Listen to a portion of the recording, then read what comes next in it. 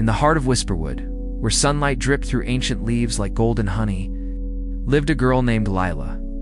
Her 12 years were filled with climbing trees, chasing fireflies and making friends with every woodland creature until one glorious summer day when her cousin, Orion, came to visit. Orion was 3 years older and a walking encyclopedia of all things adventurous. Armed with his trusty slingshot and an insatiable curiosity, he turned every outing into an expedition. And this summer, he was determined to discover the secrets of Whisperwood's tallest tree, known locally as Old Majesty. Old Majesty had stood for centuries, its branches forming a labyrinthine network that sheltered owls and squirrels alike. But it was rumored to have once been more than just a tree. Some said it was the home of fairies. Others claimed it hid a portal to other worlds. These tales, dismissed as mere fantasy by most, only fueled Orion's determination to climb Old Majesty and prove once and for all that magic existed. Lila, though skeptical, couldn't resist Orion's enthusiasm. So hand in hand, they began their ascent. Sunlight dappled the forest floor as they scrambled over moss-covered roots and climbed towards the tree's leafy crown. Finally, reaching a platform nestled among the thickest branches, they found what they had come for: an elevator carved from the very heart of Old Majesty. It wasn't like any elevator they had seen before. Instead of metal, it was made of smooth, pale wood. The walls were adorned with carvings of mythical creatures, and a crystal chandelier hung from the ceiling, casting kaleidoscopic shadows on the floor. Most astonishing of all, however, were the buttons lining the panel beside the door, each pulsating with a soft, otherworldly glow. Overcome with a mix of apprehension and excitement, Orion pressed the nearest button. As the door slid aside, revealing not a shaft but an endless staircase spiraling upwards into swirling mist, Orion hesitated, then turned to Lila with a mischievous grin. "Well, here goes nothing." And before Lila could protest or even ask where it would go, he stepped onto the stairs and began to ascend. With a deep breath, Lila followed. The stairs, she noticed, were not made of stone or wood. It seemed to shift and flow like water, ever-changing yet infinitely solid. Around them, the mist swirled, growing thicker and colder until it was impossible to see anything beyond the stairs. And then, just as suddenly, the mist cleared, replaced by the most breathtaking sight Lila could have ever imagined. They had reached a world bathed in eternal twilight, suspended between day and night.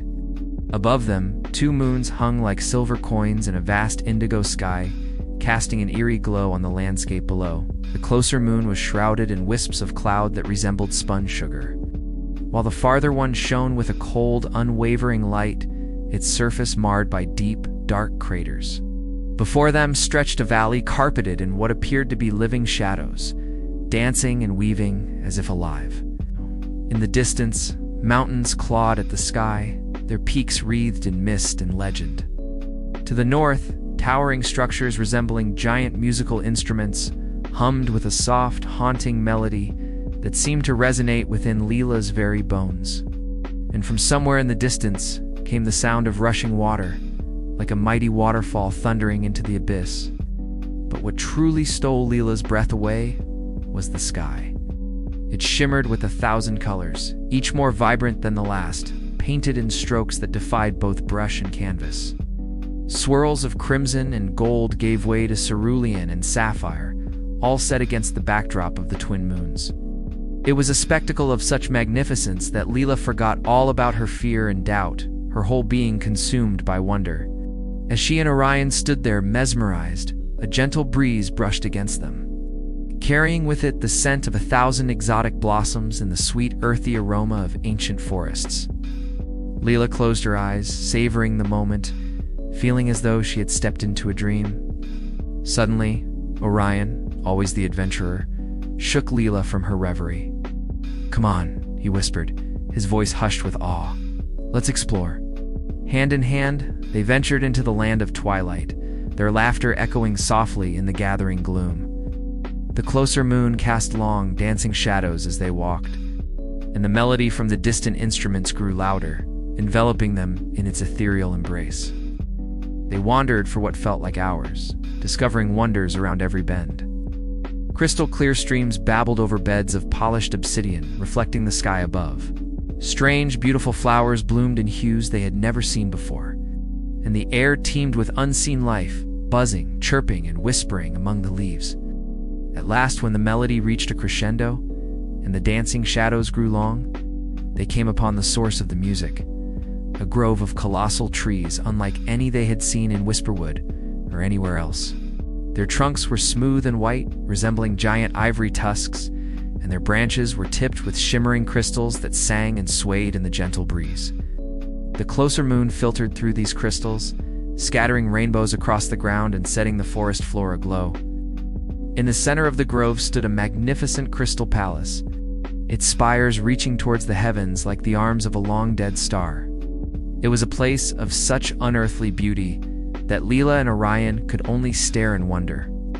Suddenly, a procession emerged from the palace, each figure more spectacular than the last. They were tall and slender, with skin that shimmered like moonlight on water and eyes that shone with an otherworldly luminescence. Their hair flowed around them like liquid silver, and their garments, though simple, seemed to be woven from the very essence of starlight. At their head walked a woman of regal bearing, her face framed by a crown of interwoven vines and blossoms. As the procession approached, the crystal figures raised their arms in greeting. The music swelled, enveloping Lila and Orion in its joyous embrace. Leader, sensing their wonder, smiled, and her eyes, which held the wisdom of ages, twinkled with mirth. "Welcome, travelers," she said, her voice like the chime of a distant bell, "to our humble abode." She explained that they were the Moon Singers, an ancient race who had lived in harmony with nature for countless years. The closer moon, they learned, was their life source, and the far one, their eternal companion. But now, the balance was threatened by a creeping darkness that sought to consume the land in eternal night. All hope was not lost, however. The Moon Singers revealed that an ancient prophecy foretold the coming of two heroes from another world, who would help restore the balance and bring light back to their dying land. Could Lila and Orion be those heroes? Overwhelmed with a sense of destiny, they agreed to help. So began Lila and Orion's adventure in the land of eternal twilight. Guided by the Moon Singers, they braved treacherous landscapes and ancient trials, all in an effort to reignite the dying moon and save an entire world from eternal darkness. What challenges awaited them? And would they succeed in their quest or fail with disastrous consequences for two worlds? Find out in the next chapter of this thrilling tale.